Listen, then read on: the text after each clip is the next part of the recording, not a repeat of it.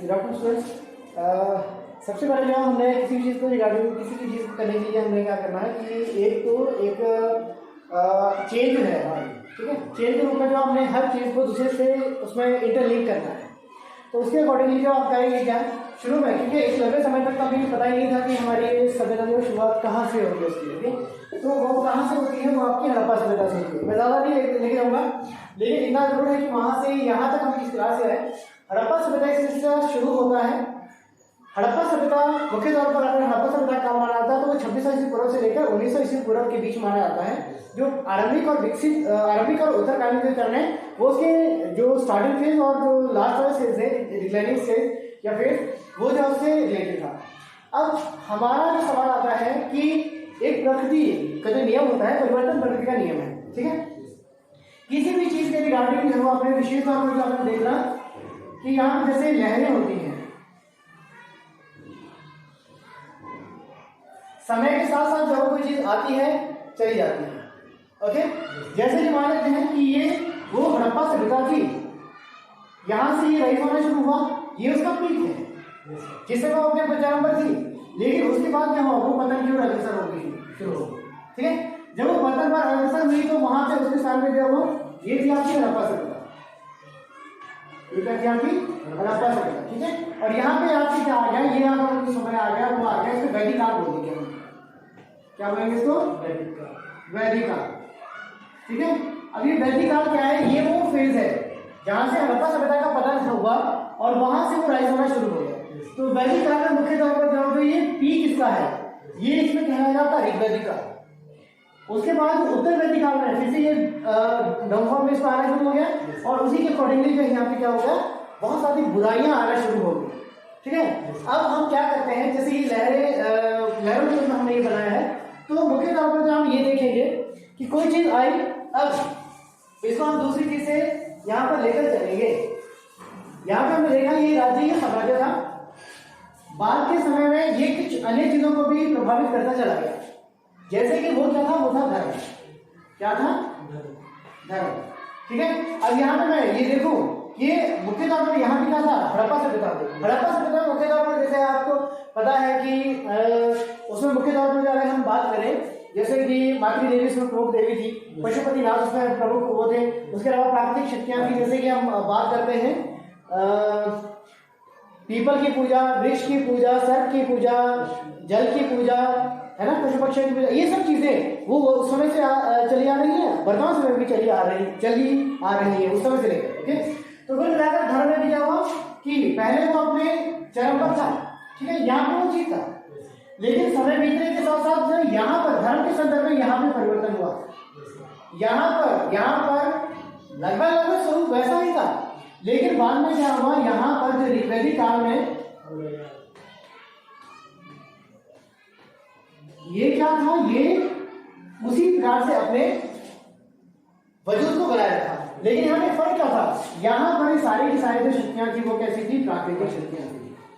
कैसी थी, लेकिन अब क्या हुआ कि इसका जो ये दूसरा जो डिक्लाइनिंग फेज था ऋग्वैदिक काल के बाद 1500 से पूर्व से लेकर 1000 से पूर्व के बीच में ये सब रहा। लेकिन उसके बाद क्या हुआ, जब डाउनफॉल होना शुरू हो गया, जब डाउनफॉल इसका होना शुरू हुआ तो धर्म में बहुत ज्यादा विसंगतियां आ गई, बुराइयां आ गई, आडंबर आ गया, ठीक है। और ये क्या बन गया, ये बन गया आपका उत्तर वैदिक काल, उत्तर वैदिक काल, ठीक है बच्चा। अब ये उत्तर वैदिक काल आया, तो उसमें मुख्य तौर पर हुआ क्या कि ये वो समय था। और उत्तर वैदिक काल के आगे आगे दो क्षेत्रों में, पहला है धर्म और दूसरा है राज्य। इन दोनों में ही जो वो कमियां आना शुरू हो गई। धर्म पाखंड का अड्डा बन गया, आडंबर इसमें आ गया, जाति पाति इसमें आ गई, व्यर्थ के आडंबर इसमें आ गए, अत्यधिक अंधविश्वास इसमें आ गए, खर्चीला धर्म ये बन गया, ब्राह्मणों का बहुत जो लोग लालच था वो इसमें जो वो आ गया। तो वो उन सब चीजों ने जो उसको बहुत हद तक जो वो प्रभावित कर, क्लियर है ना। और इसी प्रकार से क्या हुआ, राज्य भी इस समय तक राज्य आते थे, छोटे छोटे राज्यों में बढ़ गए। और आपको पता है कि यहीं से जो शुरू क्या हुआ, महाजनपद। पहले जनपद, जन का है लोग, पद होता है ना, वो एरिया, वो क्षेत्र, भू क्षेत्र। तो यहाँ पे वो जनपद बना, लेकिन उस भू क्षेत्र पर जो है वो अधिकार करने वाले ये जनपद बने, उसका आकार बड़ा हो गया तो महाजनपद बन होंगे, और ज़्यादा तो राज्य, फिर और ज़्यादा तो साम्राज्य। और उसी में से बहुत ही महत्वपूर्ण जो साम्राज्य था वो हमारा मगध साम्राज्य था। मगध साम्राज्य में बहुत सारे मुख्य तौर पर जो है क्या कहते हैं इसको, बहुत सारे क्षेत्रों में ये जो थे वो उसमें जो परिवर्तन होता चला। अब ये जो उत्तर वैदिक काल है मुख्य तौर पर क्या हुआ, हम इसको 1000 ईस्वी पूर्व से लेकर 600 ईस्वी पूर्व के बीच में मान सकते हैं, और इसी तरह है 500 ईस्वी पूर्व से लेकर 500 ईस्वी पूर्व से लेकर 500 ईस्वी के बीच में क्या होता है, मुख्य तौर पर जो हमारे महाकाव्य है उनकी रचना। ओके, अब इसमें क्या हुआ, ये भी जब हम इसको यहां से हटाते हैं, अब हमें क्या करना है, अब हमने हर चीज में उसको दो हिस्सों में बांट लेना है, दो हिस्सों में बांट लेना है। एक ये उत्तर वैदिक काल, उत्तर वैदिक काल के परिणाम स्वरूप क्या हुआ, हमने देखा कि यहाँ पे जो है बहुत ज्यादा बुराइयां आना शुरू हो गई, बुराइयां आना शुरू हो गई, और इसी के परिणाम स्वरूप में जो वो बुराइयां थी, अब जैसे एक उदाहरण दूंगा आपको, जैसे मैं पहले भी कहा था कि हम बात करते हैं इसकी, जैसे हम पानी क्यों पीते हैं, क्यों पीते हैं, प्यास लगती है, प्यास लगने के बाद हम करते क्या है, पानी पीते हैं, और पानी पीने के परिणाम स्वरूप होता क्या है, प्यास बुझ जाती है। अर्थात पहला है कारण, दूसरा है घटना, और तीसरा है परिणाम। आप अगर गौर इसमें करेंगे तो निश्चित तौर पर आप इसमें देखेंगे ये तीनों बहुत करीब से एक दूसरे से जुड़ी हुई है। जो कारण होंगे आपके, जैसे अगर हम 6वीं सदी से पूर्व को धर्म का उत्पत्ति के कारण उसमें कहते थे, तो वो जो कारण थे वही उसमें एक आंदोलन के रूप में जो वो घटना के रूप में मतलब उसको साकार हो गया, और परिणाम के रूप में क्या हुआ, उन्हीं चीजों को जिसने पानी पिया था और प्यास बुझ गई, उसी प्रकार से जो कारण थे उसी के विरुद्ध है आवाज उठाई, और वही जो क्या बन गया, एक धार्मिक आंदोलन बन गया, और वो किस रूप में था, जैन धर्म और बौद्ध धर्म की। क्लियर है ना, इसको मैं यहाँ से बता देता हूँ। फिर उसके बाद क्या आता है, उसके बाद मुख्य तौर पर क्या हुआ कि यहाँ से जब ये उत्तर वैदिक काल के पश्चात है, यहाँ पे हमें क्या लिखा, वहां पे दो नवीन धर्म अस्तित्व में आए, और कौन से थे वो, जैन और बौद्ध धर्म। अब जब हम बात करते हैं, जब हमारा अपने कुलबे पर, अपने घर पर जो वो मुसीबत आ खड़ी होती है, तो उस स्थिति में क्या होता है, हम अपने घर को बचाने का प्रयास करते हैं, ठीक है। और जब हमारे धर्म के लिए सनातन धर्म पर जब इफेक्ट करना शुरू कर दिया, निश्चित तौर पर जैन और बौद्ध धर्म में, और इसमें ज्यादा जो प्रभावशाली था वो बौद्ध धर्म, तो निश्चित तौर पर हमारे धर्म के कुछ लोगों ने जो सही मायने में धर्म को जो बचाए रखना चाहते थे, उन लोगों ने प्रयास कर दिया, और इसी प्रकार से हमारे धर्म में जो आई हुई जो बुराई थी उसको भी दूर करने का यहाँ पे प्रयास किया, ठीक है। अब राजनीतिक दृष्टि में अगर मैं बात करूं तो राजनीतिक दृष्टि में भी बहुत बड़ा परिवर्तन हो गए। हमने देखा कि इसमें विभिन्न प्रकार के, जैसे मौर्य साम्राज्य था और दूसरे गुप्त साम्राज्य उसका मुख्य तौर पर शामिल था। तो गुप्त साम्राज्य के बाद क्या हुआ कि वहां पे जो भारत था, जो हिंदुस्तान था, वो छोटे छोटे टुकड़ों में जो बढ़ना शुरू हो गया, ठीक है। उसी के परिणाम स्वरूप मुख्य तौर पर यहाँ पे परिवर्तन मुख्य तौर पर क्या आता है, वो आता है 8वीं से 18वीं सदी, 8वीं से 18वीं सदी। और मुख्य तौर पर ये जो वो समय है जिसने भारत की राजनीतिक स्थिति को और सामाजिक स्थिति को बहुत हद तक प्रभावित कर लिया, और भारत के संदर्भ में इसे ही जो है वो यहाँ पे नाम दिया गया है, वो है मध्यकाल। क्या है, मध्यकाल, ठीक है। अब जब यहाँ तक हम पहुंच गए ना, तो यहाँ पे क्या हुआ, आखिर अब इसको हम क्या करेंगे, इसको जो है वो आगे चल के जो इसको बाइफरकेट कर लेंगे। तो मुख्य तौर पर हम यहाँ पे क्या करें, 8वीं से 12वीं सदी, ओके। और यहाँ पर इसको मैं नाम दूंगा, यहाँ पर दूसरे वाले को, ये है दिल्ली सल्तनत, दिल्ली सल्तनत, क्लियर। और यहाँ पे मुख्य क्या है, ये आपका 1206 ईस्वी से लेकर 1526, और उसके बाद 1526 से लेकर जो है वो यहाँ पे क्या है, मुख्य तौर पर जब आप इसको 1858 57 नहीं करते, और ये जो है वो क्या है, मुगल वंश, क्या है आपका, मुगल वंश, क्लियर है जो, ठीक है। अब मुख्य तौर पर हमने क्या किया, हमने यहाँ पे देखा, जैसे उत्तर क्या कहते हैं आपका गुप्त साम्राज्य का जब पतन हो गया, उसके उपरांत क्या हुआ कि राजनीतिक स्थितियां कमजोर होती चली गई, विदेशियों के जो वहाँ पे विशेष तौर पर अगर आप गुप्त साम्राज्य की बात करते हैं तो उसमें बहुत बड़ा जो कारण रहा था उनके गुप्तों का पतन का, वो रहे थे हुनों का आक्रमण। और हुनों के आक्रमण के परिणामस्वरूप क्या हुआ कि मतलब साधारण शब्दों में ये कहूँ कि भारत की जो राजनीतिक जो व्यवस्था थी वो छिन्न भिन्न होकर रह गई। और उसी का परिणाम क्या हुआ कि हमारे पास राजनीतिक एकता नहीं रही, और विशेष तौर पर जो है यहाँ पे क्या हुआ, छोटे छोटे राज्य अस्तित्व में आए। और विशेष तौर पर उत्तरी भारत में यहाँ पर 8वीं से 12वीं सदी तक का जो समय था वो विशेष तौर पर जो एक दूसरे यहाँ पे जाना जाता है, और वो है उत्तरी भारत में राजपूत राज्य। क्या है वो? उत्तरी भारत में राजपूत राज्य। क्लियर होता है? अब जब ये राजपूत राज्य का अस्तित्व में आया ना, अब यहाँ पे क्या हुआ, ये वो समय था जिस समय आप याद है 711-12 में एक मोहम्मद बिन कासिम थे, पहला मुस्लिम आक्रमणकारी था ये, जिसने लोगों सिंध पर अधिकार कर लिया था। उसके पश्चात जो हम दूसरा नाम ले रहे हैं महमूद गजनवी का, और तीसरा महत्वपूर्ण जो नाम आता है मोहम्मद गौरी का।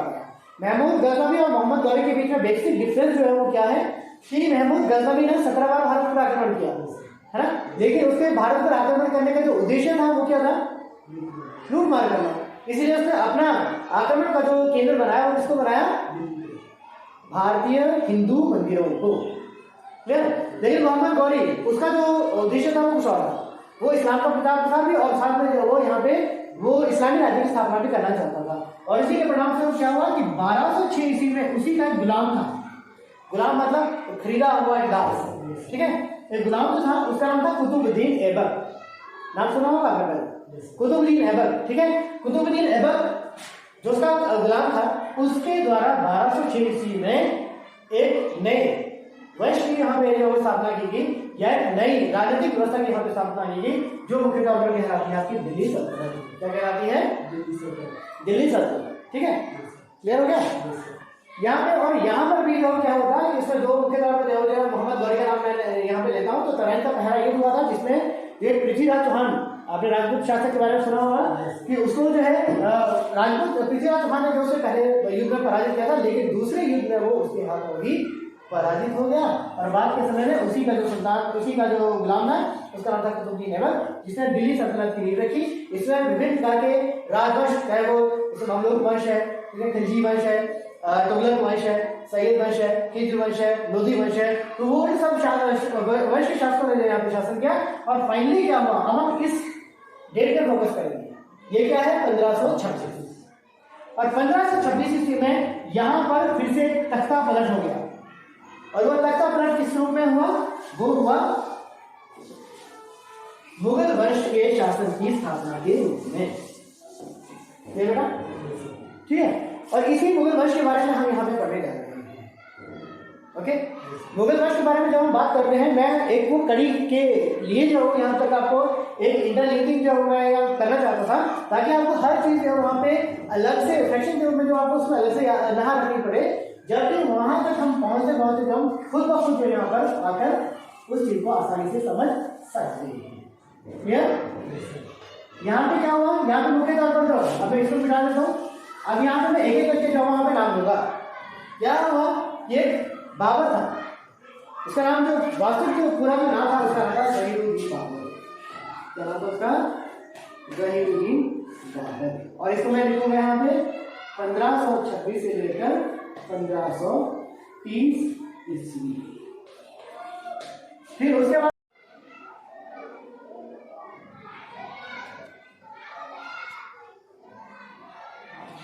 ठीक है, तो यहाँ पे हमने क्या करना है कि इन सब चीजों पे जो है फोकस करना है।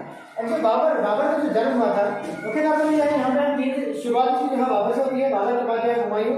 हमने क्या करना है, एक ही चीज जो हमारे जहन में रखनी है, अपने दिमाग में रखनी है, किसी भी व्यक्ति को उसके नाम और उसके काम से याद रखना है। ठीक है, कि किसके काल में क्या कुछ हुआ था, वो सब चीजें जो मेरी हमें जो यहाँ पे ध्यान रखनी है।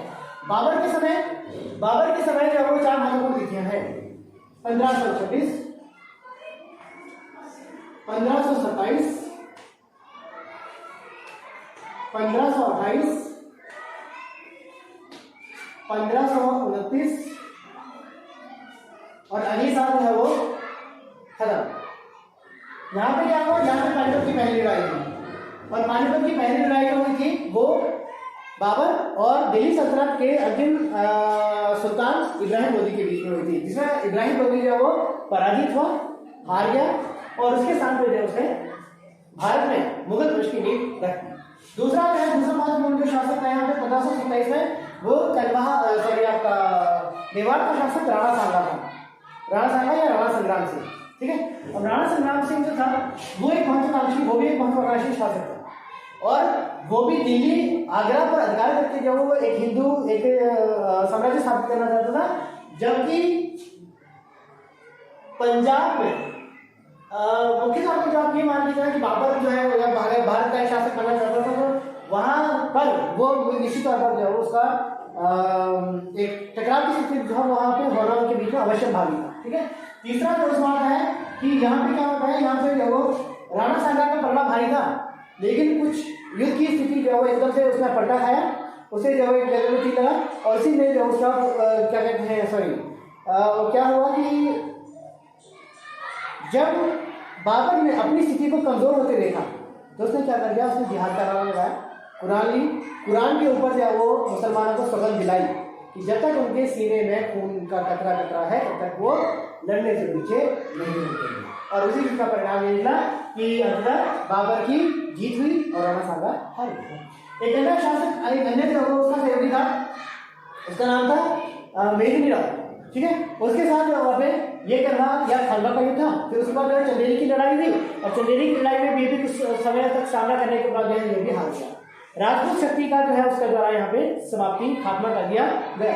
फिर 1529 ईस्वी में, क्योंकि लोधी वंश से उसने जो सत्ता छीनी थी, तो 1529 ईस्वी में उसने क्या कर दिया, इस लोधी वंश के वहां पे शासकों को उसने जो पराजित करके क्या कर दिया कि अगर उनकी शक्ति को भी पूर्णतः समाप्त कर लिया और 1530 ईस्वी में होगी उसकी मृत्यु।